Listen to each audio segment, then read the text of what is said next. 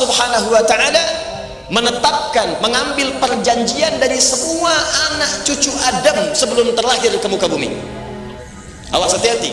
Min zuhurihim dzurriyyatahum, sejak berada dalam kandungan ibundanya, maka Allah kemudian mengambil perjanjian dengan semua anak cucu Adam sebelum lahir ke muka bumi. Ini disebutkan dalam hadis, nanti isyaratnya ya, Anda paling mudah dapatkan di An-Nawawi, hadis Al-Arba'in Imam An-Nawawi ya rahimahullah, hadis nomor yang keempat ya, dari Abdullah bin Mas'ud radhiyallahu taala anhu. Dalam usia kandungan 4 bulan, saat roh itu ditiupkan, maka terjadilah kemudian perjanjian ini. Kalau kita bacakan hadisnya ya, an Abi Abdurrahman Abdullah bin Mas'ud radhiyallahu taala anhu. Ya, hadis diriwayatkan oleh sahabat Abdullah bin Mas'ud, semoga Allah meridai kepada beliau. Qala Rasulullah sallallahu alaihi wasallam wa huwa shadiqul masduq.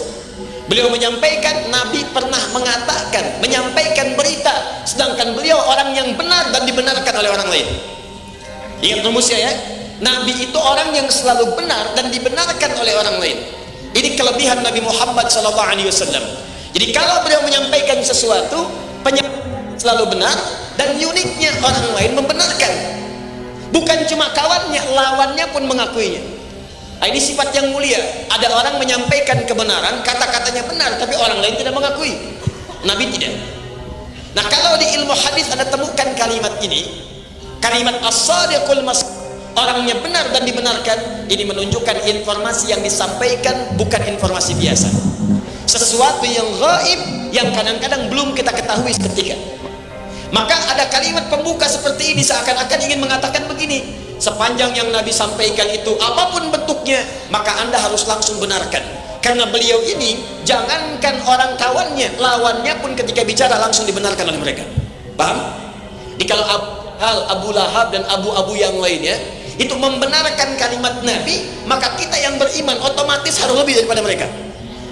Abu Jahal itu sebetulnya mengakui Nabi itu orang jujur, orang benar, cuman karena takut kedudukannya kemudian digantikan oleh Nabi, maka muncullah pengingkarannya kepada Nabi sallallahu alaihi wasallam. Jelas? Inna ahadakum, saya agak cepat, setiap kalian yujma'u fi batni ummihi, akan berproses sebelum dilahirkan dalam perut ibundanya. Maka yang pertama, perhatikan baik-baik, arba'ina yauman nutfah, 40 hari pertama dikandung di perut ibundanya, itu baru berbentuk nutfah, percampuran antara spermatozoa dengan ovum. Thumma yakunu mithla dzalika 'alaqah, 40 hari yang kedua berbentuk 'alaqah, zigot yang mulai menempel di dinding rahim. Thumma yakunu mithla dzalika mudirah, 40 hari yang ketiga usia 4 bulan, 120 hari, maka dia mulai berbentuk mudirah, daging keratan yang mulai ada bentuknya. Thumma yursalu ilaihil malak, maka usia 4 bulan itu diutuslah malaikat. Awas. Fayanfukhu fihi ruh, maka ditugaskan oleh Allah untuk meniupkan ruh. Karena itu usia 4 bulan seorang yang tengah mengandung, kemudian kandungan usia 4 bulan, maka itu hati-hati, tolong catat betul, itu menandakan bahwa ruhnya telah tertanam dalam janinnya. Ruh sudah masuk. Nah, ketika ruh sudah masuk ini, wa yu'maru bikasbi arba'in, maka diperintahkan untuk menetapkan 4 hal. 1, rizkinya. 2, ajalnya, batas hidupnya. 3, asa'idun huwa am syaqiyun. 3, bahagia ia, atau 4, sengsara ia kemudian karena takdir yang ia kerjakan selama di bumi.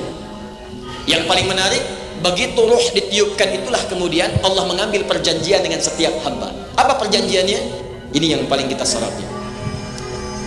Oh, siap. Yuk kita teruskan. Bayi aja paham, betul. Berarti kita masih lebih paham. Ya, siap. Alastu bi rabbikum.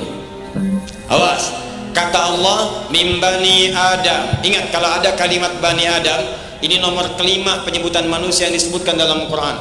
1 bashar disebutkan 35 kali menunjuk nafsu. 2 insan disebutkan 65 kali dalam Al-Quran menunjuk aktivitas kita. Jadi kalau antum disebut dengan nama insan, ini menunjukkan aktivitas apa yang harus kita kerjakan selama hidup di bumi. Kalau baca Quran bertemu itu, lihat antum harus kerjakan apa, dari bangun tidur sampai tidur lagi.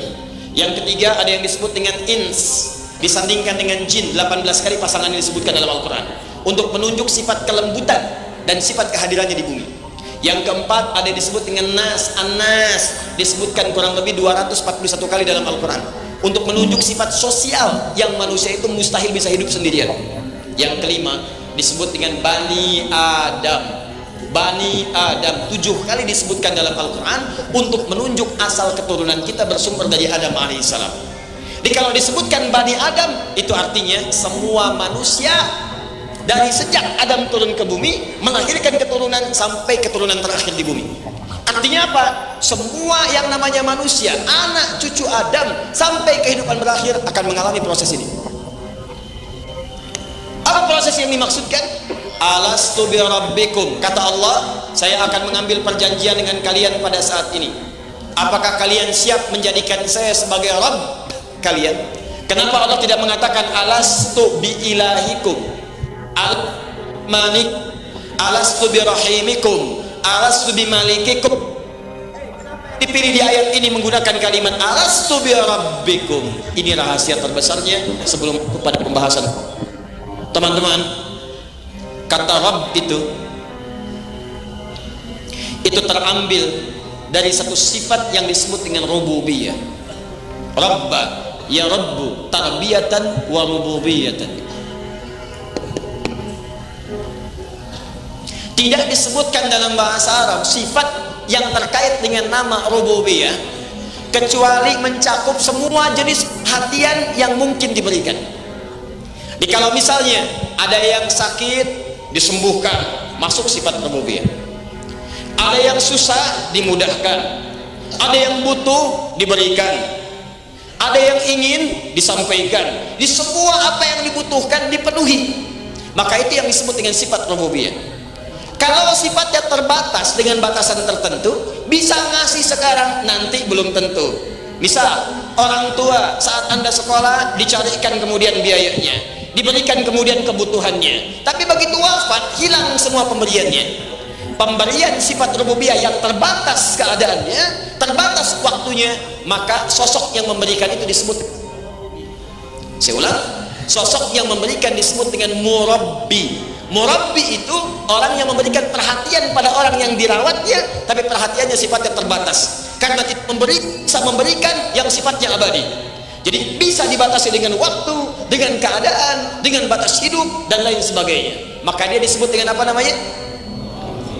Tapi kalau sifat perhatian itu tidak punya batas dan cepat diberikannya, begitu minta kasih, butuh diberi, sulit mudah, ingin diberikan, maka rubah kalimatnya kemudian menjadi Rabbun, Rabb.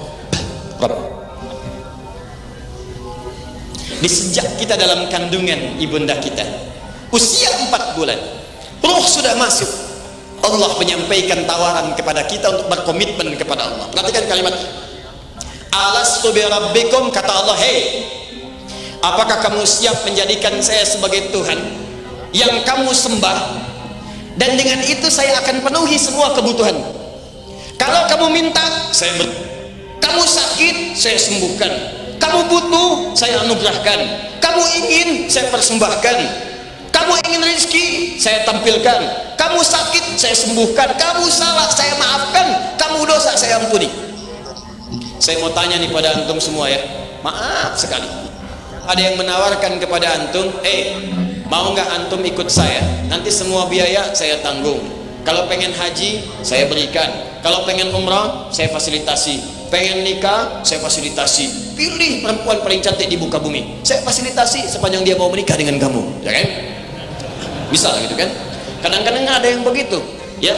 Khutbah nikah, khatibnya siap, tempatnya ready, maharnya oke, saksi siap, cuman calon belum ada. Semua kamu akan saya permudah. Kira-kira, maaf, ketika ditawarkan demikian, antum jawabannya apa? Menerima atau tidak? Terima. Menerimanya penuh dengan pertimbangan atau segera diterima tanpa alasan? Segera diterima. Baik, siap, saya terima. Maka dalam bahasa Arab, jika antum menerima sesuatu tanpa pertimbangan apapun lagi karena kenikmatannya, maka kalimatnya menggunakan kata bala. Bala. Awas, cuman sekali, bukan bala-bala, bala. Kalau antum sebutkan, iya tapi masih mikir. Iya enggak ya? Iya, tapi masih ada pertimbangan. Direktur mengatakan, kamu kesini, karyawan datang, siap, iya, naam, naam. Di lisannya mengatakan iya, di pikirannya baru tadi dipanggil, sekarang dipanggil lagi. Jika kalimatnya mengatakan iya, siap, tapi penuh dengan pertimbangan dan pikiran, maka kalimatnya bisa menggunakan naam atau hadir. Tapi kalau kata-katanya kalimatnya menggunakan siap, iya, kami kerjakan tanpa mikir lagi, maka rubah kalimatnya ke dalam bahasa yang baru, istilahnya bala.